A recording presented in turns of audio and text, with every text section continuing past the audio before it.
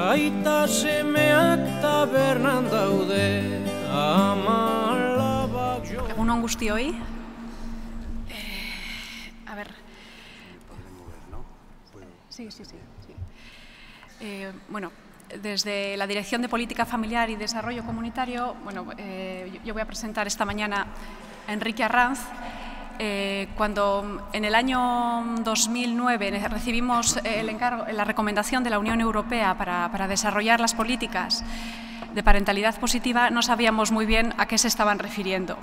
Y entonces acudimos al grupo que lidera Enrique Arranz y Fernando Lavarrieta, al grupo de investigación y transferencia del conocimiento, para que nos acompañaran en este camino desarrollando la parentalidad positiva.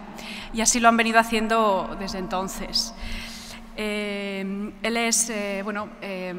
estudió en la Universidad Pontificia de Salamanca, doctorado en la UPV.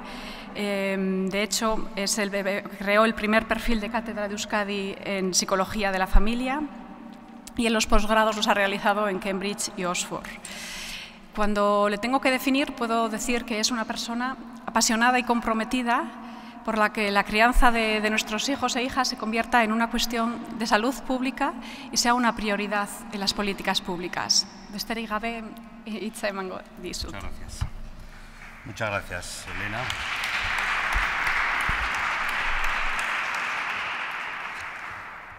Pues la luz esa me voy a mover, pero bueno, que no hay otra cosa que hacer. Paso con esto, ¿no? Bueno, egun on danori, eskerrik asko etortzeagatik. No les veo, pero me imagino que hay una. Ya he visto que había un auditorio potente. De todas maneras, ahora me voy a marchar del estrado para ejercer una parte de mi oficio, que es la docencia. Bueno, agradezco a la Dirección de Política Familiar y Desarrollo Comunitario y a la Universidad de Deusto la invitación y el que consideren que nosotros podemos aportar algo a esta especie de sueño cumplido, por lo menos para mí, que es el que se dediquen unas jornadas en Euskadi a la implicación del padre en la crianza. Tengo que decir, el reiterar mi agradecimiento y decir que este tema de las paternidades ha sido motivo de trabajo y de debate en nuestro grupo de investigación y que entre todos pues hemos tratado de recopilar datos para aportar un poco la perspectiva científica y humana sobre este particular. Bueno, en un principio, a nivel de enfocar.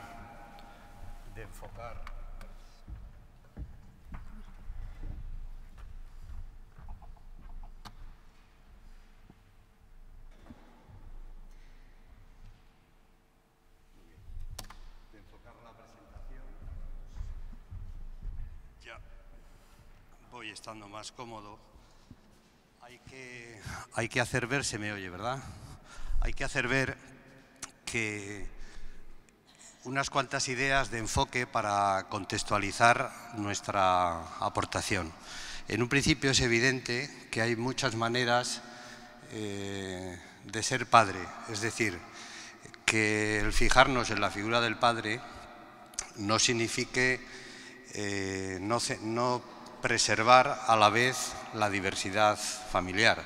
Hoy en día hay muchas formas de familia y realmente no estamos para despilfarrar recursos de personas, de hombres, de mujeres, del tipo que sean, que quieran contribuir al desarrollo de los seres indefensos que somos los seres humanos al nacer. Esta es una idea que me parece importante dejar claro. Por otra parte, también como el tema de padre-madre enseguida induce a un planteamiento de género, hay que establecer que aquellas diferencias de género, las diferencias entre hombres y mujeres, que no suponen una discriminación para ninguno de los dos sexos, es un valor para preservar. Es un valor para preservar porque suponen un modelo de alta variabilidad para nuestras niñas y nuestros niños, y lo cual hace enriquecer su potencial adaptativo. Como es evidente desde una perspectiva antropológica, el ser humano tiene una adaptación oportunista, es decir, el exceso de especialización resta potencial adaptativo. Entonces, desde esta perspectiva muy de fondo, es necesario preservar las diferencias porque estamos aportando variabilidad de modelos y, por lo tanto, variabilidad de potencial adaptativo. Porque, queramos o no, y esto es una obviedad de estas profundas del ser humano, queramos o no, nuestras hijas y nuestros hijos nos imitan. Somos un modelo de imitación constante. Bueno, dicho esto, es obvio también que está claro que las diferencias de género en personalidad y en otro tipo, muchas de ellas proceden del historial adaptativo de la especie y del papel diferencial que ha tenido el hombre y la mujer en el proceso evolutivo. Entrando ya en un análisis de tipo... ¿Te puedo pedir que me pases? Sí.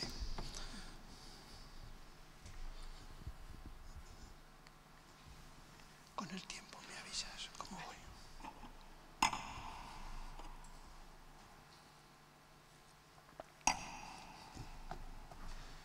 Entrando en un análisis de tipo antropológico, en un plano quizá un poco distinto al que tuvimos ayer en la ponencia de Bilbao, no pude estar, pero me he querido informar de los contenidos centrales de la jornada por tratar de hacer alguna referencia.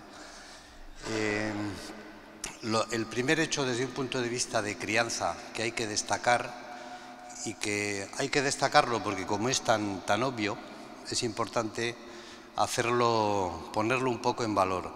Es el hecho de que el ser humano es una criatura extremadamente inmadura. Tiene el periodo de inmadurez más largo comparado con otras especies. Y como bien saben, esto es producto de la evolución filogenética de la especie. Una pista simplemente se puede obtener visitando el Museo de la Evolución de Burgos. Ahí hay una pelvis que tiene una trascendencia tremenda desde este punto de vista y que nos permite entender esta criatura tan inmadura, con un periodo de inmadurez tan largo, con un periodo de parentalidad tan largo que se sigue desde el punto de vista social extendiendo y extendiendo y extendiendo. La parentalidad ya no se acaba nunca, ni a los 30, ni a los 40, ni a los 50. Siempre los que tenemos el privilegio de ser madres y padres tenemos trabajo para mucho tiempo, un trabajo apasionante, pero para muchísimo tiempo. Entonces, es evidente que una criatura tan inmadura necesita una inversión altísima en crianza. En este sentido es donde alcanza toda su dimensión la incorporación del padre a la crianza. Esto está ligado al desarrollo de la monogamia en los humanos y está ligado a la necesidad de que se realice una altísima inversión. A fecha de hoy, la inversión en crianza, que incluso las sociedades desarrolladas realizan, es poca. La demanda no se cubre prácticamente la demanda, es poco.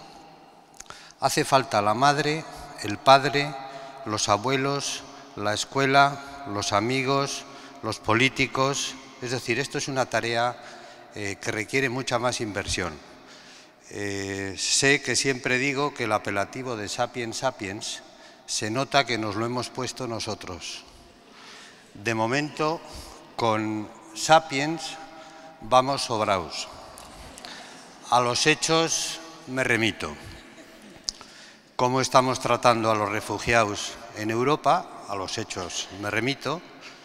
Y las imágenes, por coger un ejemplo cercano, que hemos visto respecto al tratamiento de mendigos en algunas ciudades.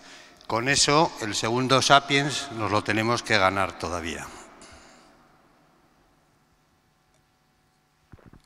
Bueno, por completar el análisis antropológico, si aplicamos los principios básicos de evolución filogenética de la especie al desarrollo ontogenético del ser humano, hay unas consecuencias pedagógicas que son de muchísimo calado. Según señalan los antropólogos, para que el ser humano evolucione de esta manera tan particular, se tienen que dar dos condiciones. Primero, que haya un entorno libre de presiones de la supervivencia, que por ejemplo compartimos con el gorila, pero que a la vez haya una exigencia por parte del medio. Si no, estas dos condiciones son las que se dieron para que apareciera esta especie tan particular.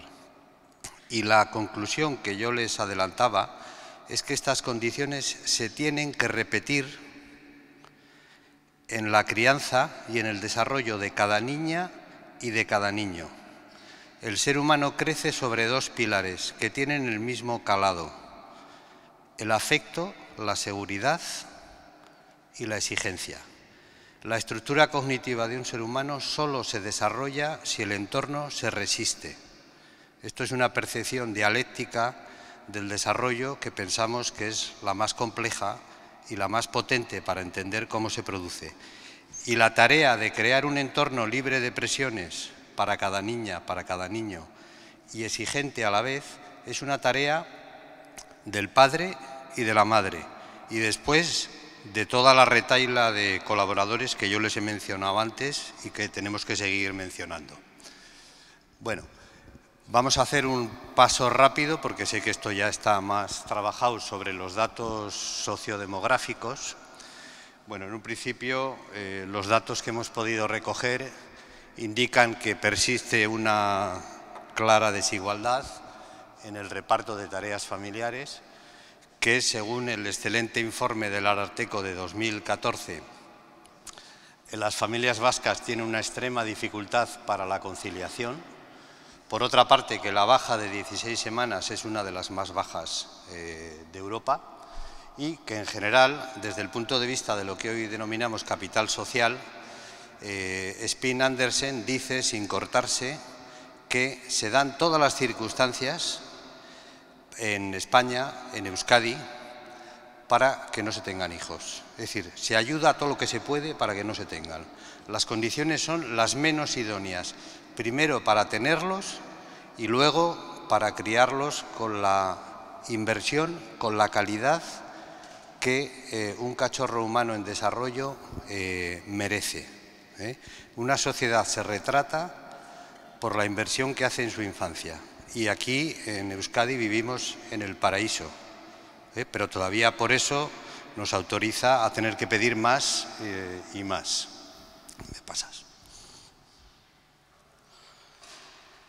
Bueno, una cuestión igual un poquito más técnica, pero yo creo que es importante, es que entre los asistentes me imagino que habrá muchos profesionales, gente que está trabajando con familias. Cuando tenemos la tarea de evaluar la implicación paterna, que es lo que hoy nos ocupa, tenemos que asumir un cierto rigor metodológico. Esto es esencial. ¿A qué llamas tú implicación paterna? Normalmente nosotros lo hemos cometido, y es un error que se comete con frecuencia, es medir solo la cuantificación de la implicación. En unos datos que yo voy a presentar también hemos cometido ese error.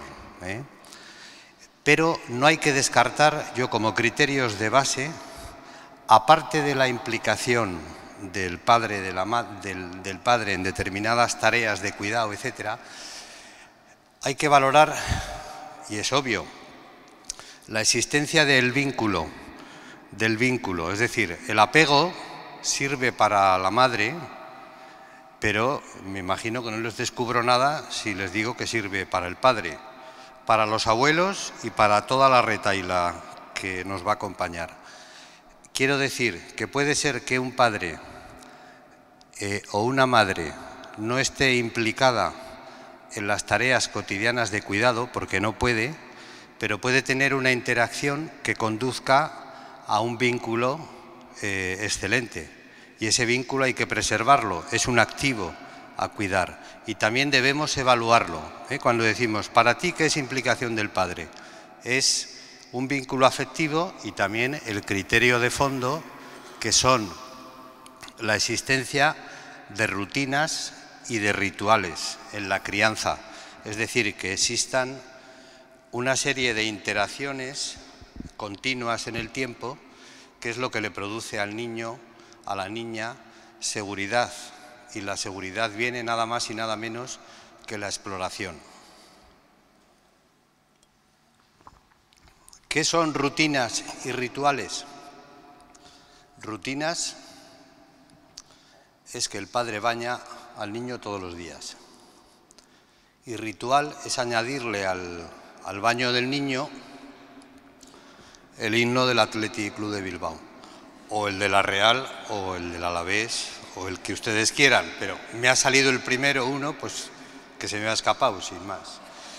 El ritual es añadir algo afectivo, algo musical, Wagner, Iron Maiden, Oscorri, enhorabuena por vuestra aportación a los versolaris, que ha sido una delicia, una auténtica delicia, fascinante. Lo habéis dicho casi todo, yo lo estoy diciendo de otra manera, pero ha sido una delicia. Bueno, las rutinas y los rituales. La evaluación del vínculo paterno-fetal.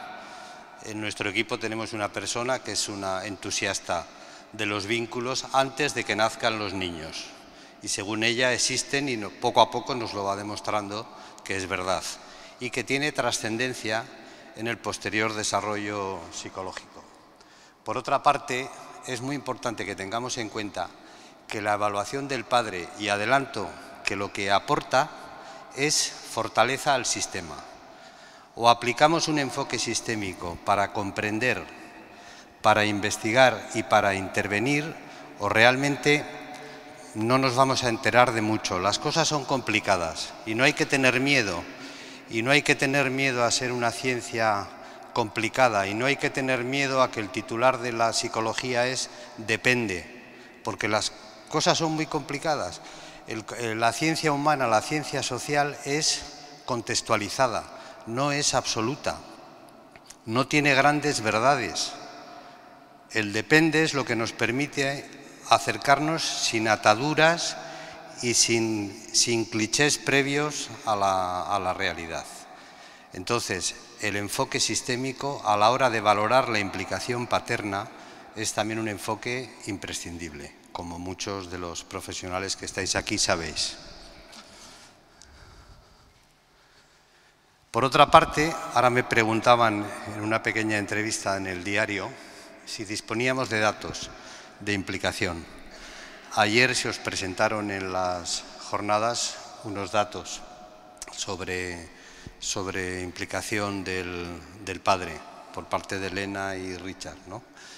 Nosotros tenemos unos datos que proceden de la cohorte IMA, que es una cohorte nacional que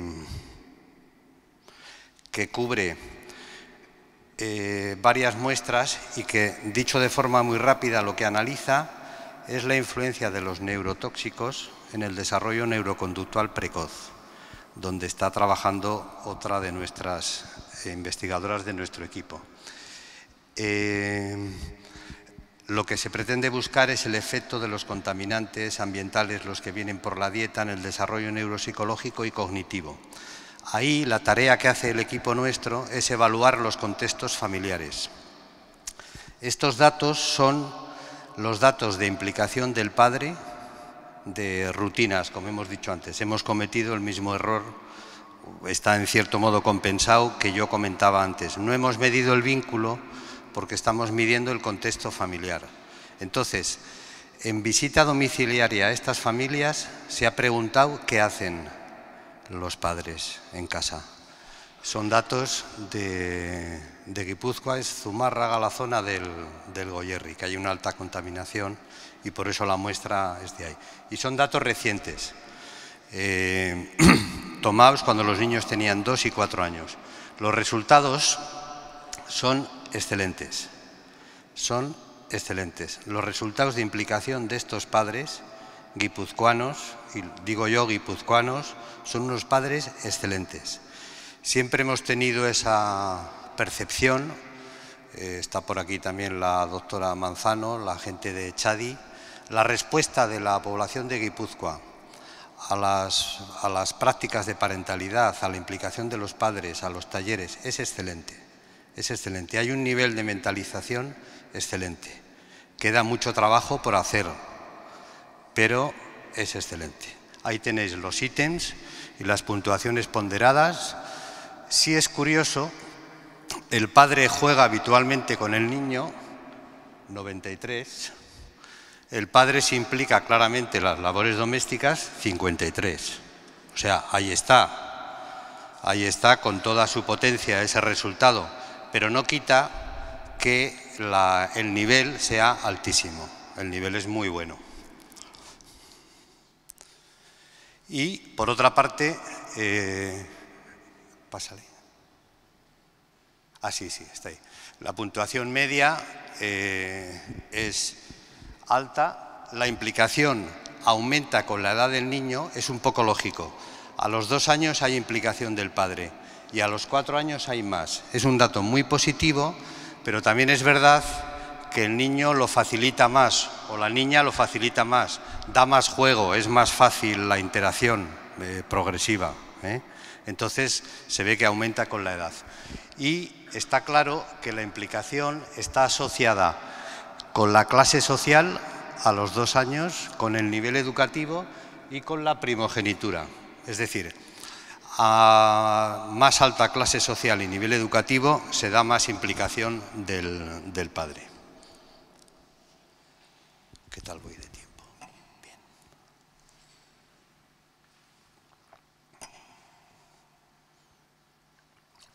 Bueno, yo no sé si está disponible, haciendo el clic, le digo al técnico, a ver si salta este vídeo, si salta rápido y si no lo dejamos. Está hipervinculado.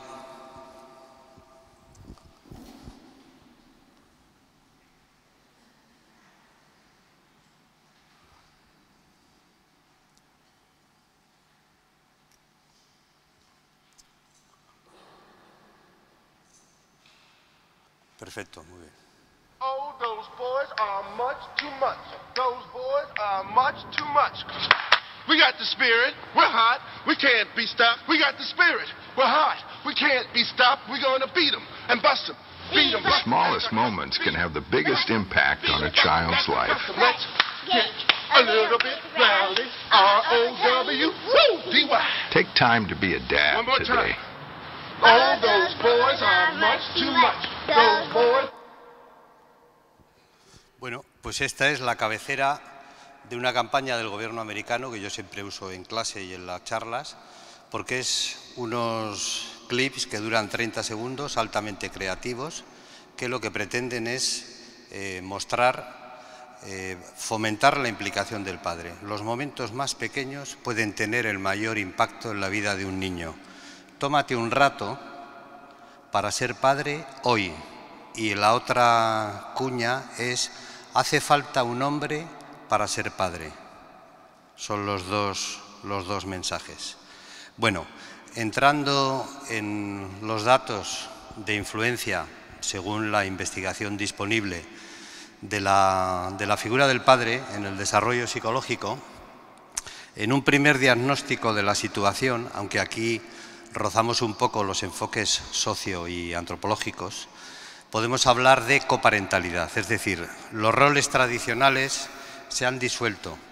El padre ya no es el que ejerce exclusivamente la autoridad ni la madre las tareas de cuidado. Es decir, podemos hablar de coparentalidad, claramente, de distribución de roles no tradicional, muy diferente a la anterior.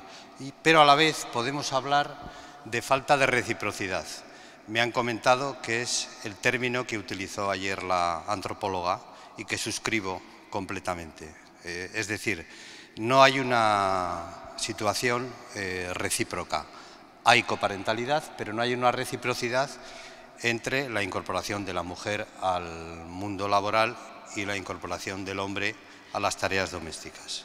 Hay buenos indicadores, pero la situación no es equilibrada, evidentemente, en este momento.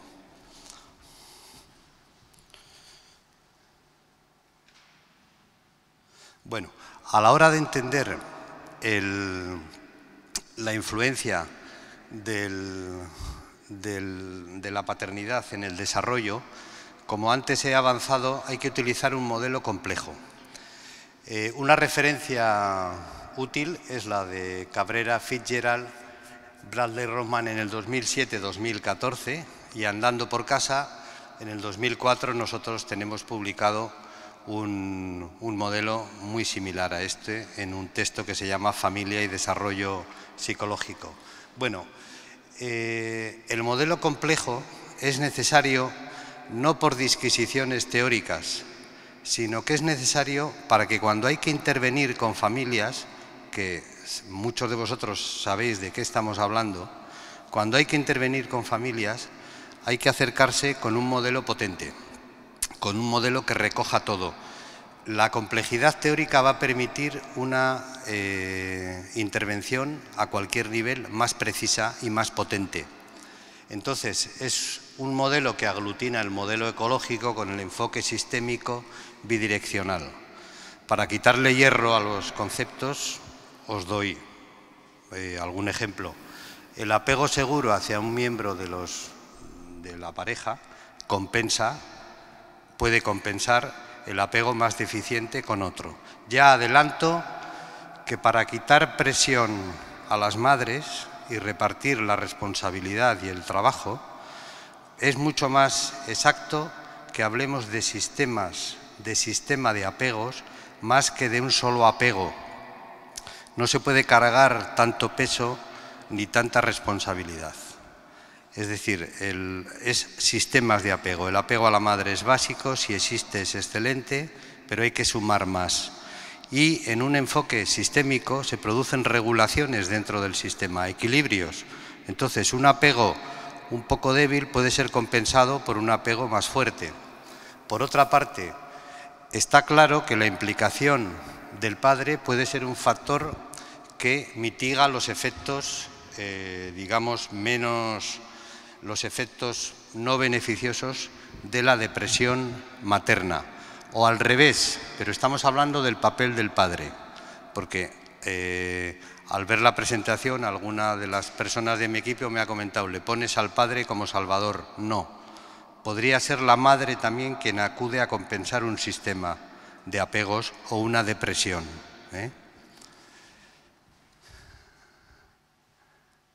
Bueno, otra cuestión clave es que la implicación del padre en el juego predice un descenso relativo en los problemas de comportamiento y un incremento en la competencia social de los niños, solo si parte de una buena relación de parentalidad con la madre. Si no, no. ¿No veis? El sistema se muestra con toda su potencia, con toda su potencia. Por otra parte, el apoyo y respuesta activa del padre durante el juego, que hemos visto antes que en la muestra de Guipúzcoa los padres se quedaban con lo mejor, se quedaban con el juego y se implicaban menos en las tareas domésticas, está asociada a competencias infantiles de autorregulación, nada más y nada menos que autorregulación. Por eso está en rojo. Autorregulación es la capacidad de decirse no a uno mismo. Y para que uno se diga no a uno mismo, antes le han tenido que decir no. La regulación se entrena y vamos a ver cómo se entrena incluso desde el punto de vista neurológico. O sea que esta es una contribución no exclusiva del padre, pero también del padre, a un proceso psicológico clave para la adaptación, para la práctica de los derechos humanos, que es la autorregulación, el autocontrol, que está en la base de muchos comportamientos que nos preocupan a todos los que somos educadoras y educadores. 5, vale. No sé, ¿se me oye? Sí. Quería recordar que os hemos repartido al principio unas tarjetas, que podéis ir haciendo las preguntas y que me trasladarán y después se las plantearemos a Enrique. Pásame la siguiente también. La siguiente. Aquí. Bueno. Los padres implicados. Me queda la tranquilidad de que queda versión reducida y versión ampliada de las diapositivas para quien le pueda interesar. Son modelos de igualdad. La existencia de un vínculo paterno-fetal tiene una trascendencia importante. La ausencia del padre, como sabéis, y los datos empíricos aquí son claves. La presencia del padre no es imprescindible para una orientación sexual hetero u homo. La cosa parece depender de otros factores y no exclusivamente, esto está claro, de la presencia o no del padre. Supone un mayor desarrollo intelectual y socioemocional. Pásame, por favor. Por otra parte, es estable, como hemos visto en la muestra de Guipúzcoa, está asociada al logro de niveles educativos. Todo esto procede de estudios longitudinales macro, donde se observa que la presencia estable del padre es un factor protector para el desarrollo y la ausencia un factor de riesgo.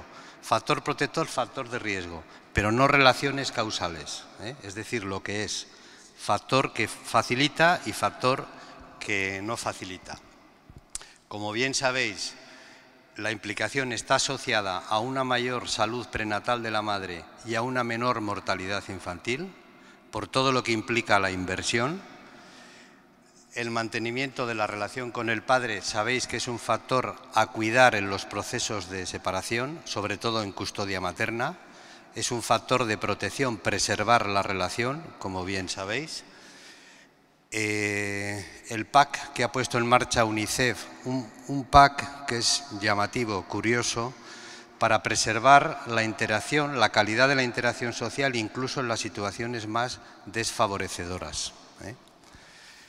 Y, en definitiva, todo nos conduce a hablar de un equipo de crianza, que es el concepto que ayer ya sonó y que la doctora Manzano había puesto ya en nuestra mesa de trabajo. Bueno, he pasado un poco rápido por eso, porque quizá pueda tenga cierto interés demostrar el conocimiento que tenemos hasta la fecha de aspectos de psicobiología de la crianza. Bueno, sobre esto hay que decir, en primer lugar, que los hombres que estamos aquí, todos los que estamos, nos podemos considerar absolutamente aptos para la crianza. Lo somos neurológicamente y hormonalmente. Y en segundo lugar, es otra obviedad profunda que a mí me gusta resaltar, la bisexualidad hormonal del ser humano. Somos hombres y mujeres a la vez.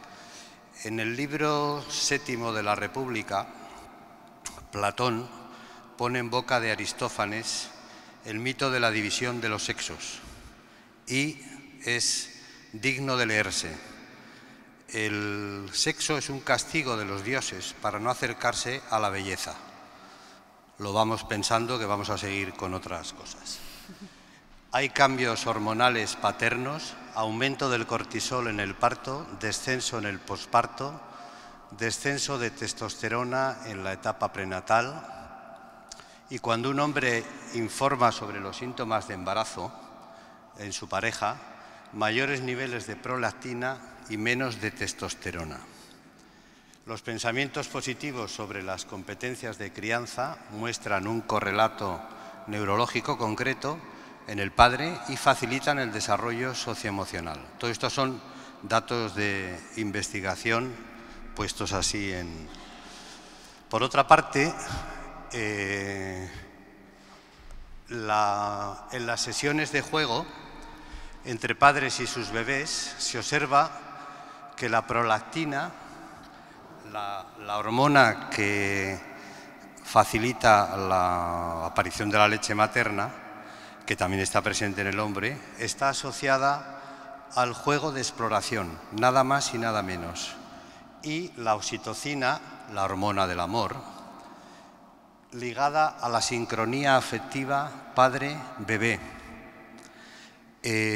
Igual podríamos solucionar todo este problema con una tortilla de hormonas. Igual a los padres una dosis tal cual, un buen cóctel, podría facilitar el tema. Eso parece deducirse de los datos, ¿no? Bueno, menores concentraciones de testosterona en hombres con niveles altos de respuesta parental. La testosterona es mala compañía para el comportamiento prosocial en general, Entonces esto se muestra claramente en las pautas de crianza. Lo que tenemos ahí dando vueltas es nada más y nada menos, señalado en rojo, el córtex órbito frontal. En esa zona del cerebro es cuando el padre recibe y se genera toda esa actividad de interacción con el bebé. Ahí hay respuestas que se miden con resonancia magnética a la interacción social. Esta es la zona del córtex que está debajo y detrás de los arcos superciliares, que parece tener una implicación tremenda en la interacción con los bebés. Todos estos datos empiezan a aparecer cada vez con mayor potencia y realmente son muy interesantes. Bueno, desde el punto de vista de la implicación, ya acabo, Yo creo que ya esto igual es muy de psicólogos, pero ¿cuál es la vía? La vía fundamental de motivación, yo creo que queda mucho camino por hacer, como comentábamos antes, pero es generar una identidad. La identidad mueve montañas. El sentimiento de identidad en el ser humano es el que se encuentra en la base de la publicidad. Factura millones de dólares. Hay que generar que los padres sean orgullosos de su identidad como tal. Y para los profesionales es muy obvio, pero una de las maneras más potentes de generar identidad es que realmente los padres concienciemos todo aquello que podemos aportar. Sabiendo eso, obteniendo datos, conociendo los datos en profundidad, difundiéndolos, se va a generar una identidad paterna mucho más fuerte. Y para terminar, con un pequeño vídeo, si puede ser, voy a recordar dos cosas. Primero,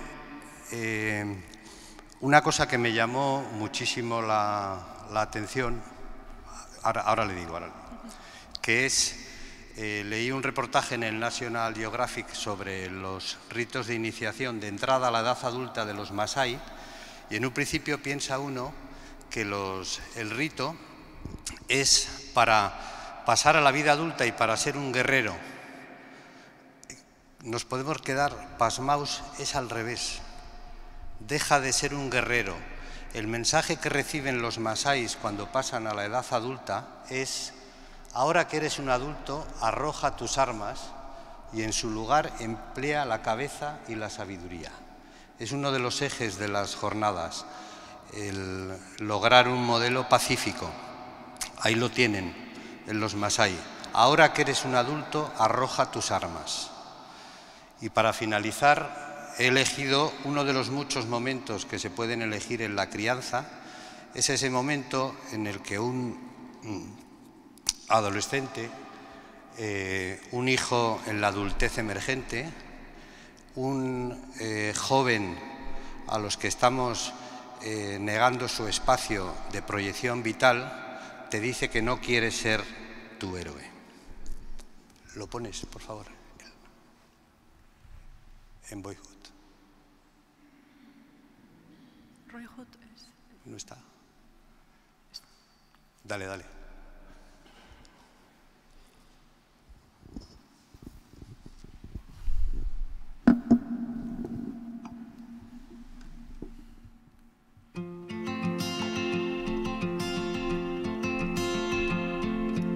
Let me go.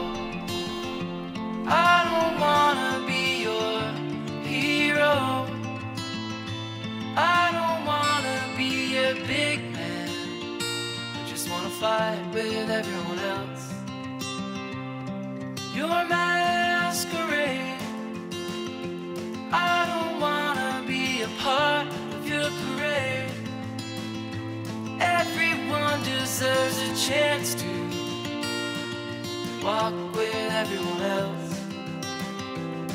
while holding down a job to keep my girl around, and maybe buy me some new strings and her a night out on the weekend, and we can whisper things, secrets from our American dreams. Baby needs some protection, but I'm a kid like everyone else. So let me go. I don't wanna be your hero. I don't wanna be a big man. I just wanna fight like everyone else.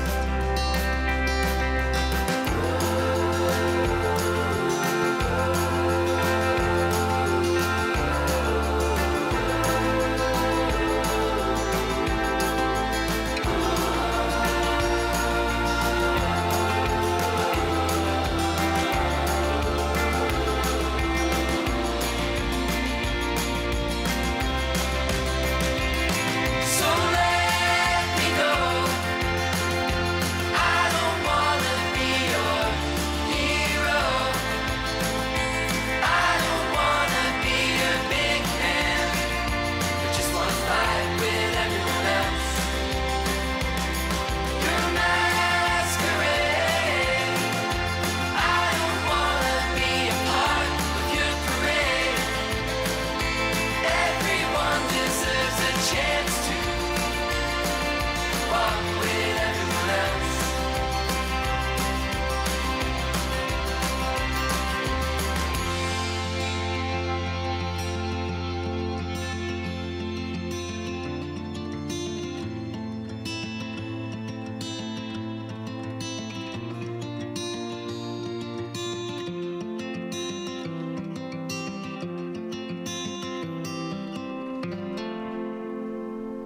Pues os agradezco mucho vuestra atención y os pido a la gente joven que saquéis un ratito para tener unos hijitos a los que podamos criar entre todos. Muchas gracias.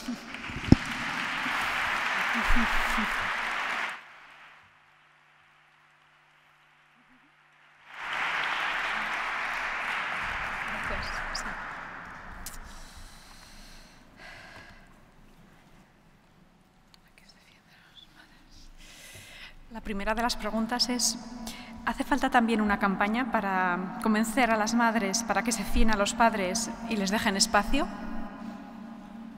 Porque si hace falta, Sí, a ver si hace falta toda una campaña y unas jornadas para que las madres se fíen y dejen su espacio a los padres. Pues me alegro mucho de que me haga esa pregunta porque no sé cómo se la voy a responder, lo típico. Pues yo creo que yo soy muy partidario de la difusión de mensajes de crianza. Es decir, si una campaña permite una mayor concienciación, si las madres obtienen absoluta seguridad de las competencias de sus parejas hombres, que pueden tener otro tipo de parejas. Quiero insistir en que no estamos para despilfarrar recursos de crianza. Bienvenida sea. Es decir, yo siempre pongo el ejemplo de que todo el mundo conoce el protocolo básico de prevención primaria para la no transmisión del SIDA, pero no todo el mundo conoce los mínimos y mucha información que pudiera ser relevante y útil para criar un hijo. Digo esto partiendo de que la crianza debe ser un proceso libre de disfrute y en el cual informada, un proceso informado, para que la gente tome decisiones con mayor libertad. Esa es la idea. Pero la difusión en estos temas, por mi parte, bienvenida. Quería aclarar que todas las ponencias, los vídeos se van a colgar en la web de las jornadas y que además las preguntas que no queden completamente respondidas, pues nos encargaremos de pasárselas a los ponentes y que vayan contestándola. Otra de las preguntas es, hay una tendencia bastante extendida en la que se excluye al padre durante los primeros meses o años de vida.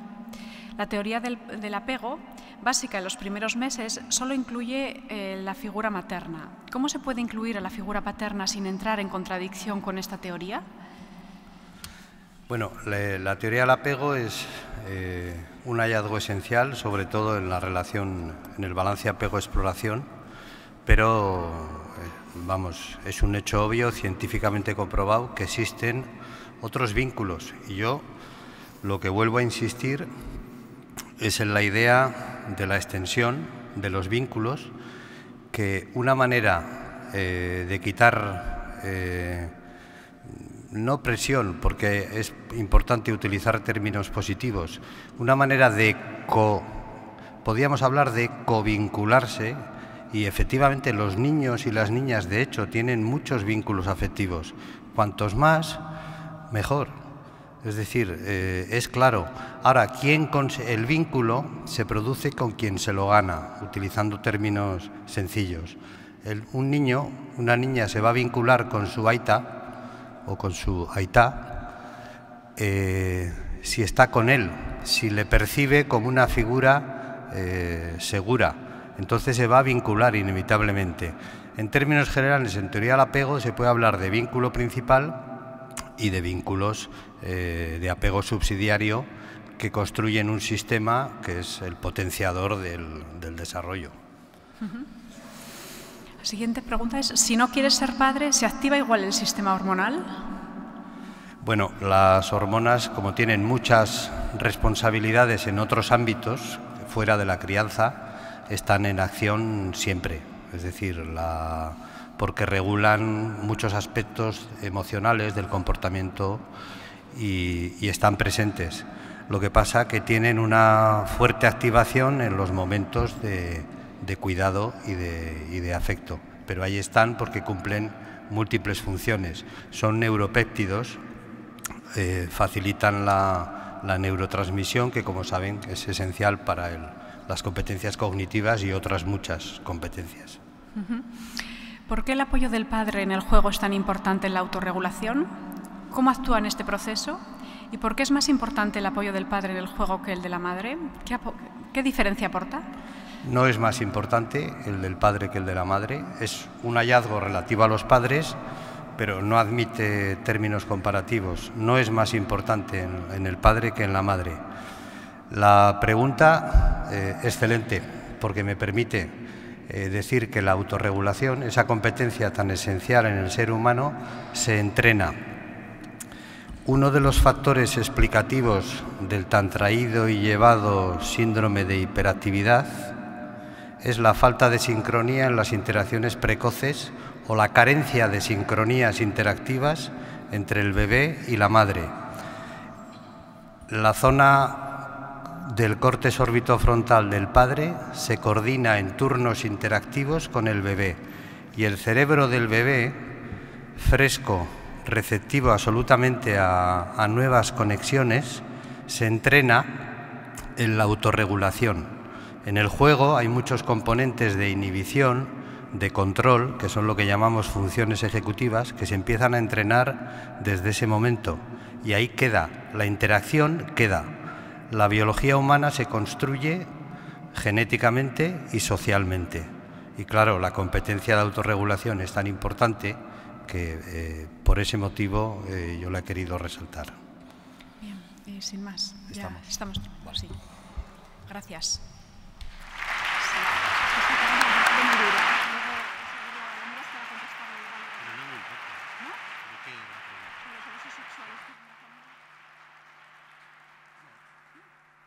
Bueno, hay una última pregunta que a mí me parece muy dura, pero teniendo en cuenta que la mayor parte de los abusos sexuales ocurren en la familia, ¿cómo ve la implicación de los padres en el baño de las niñas?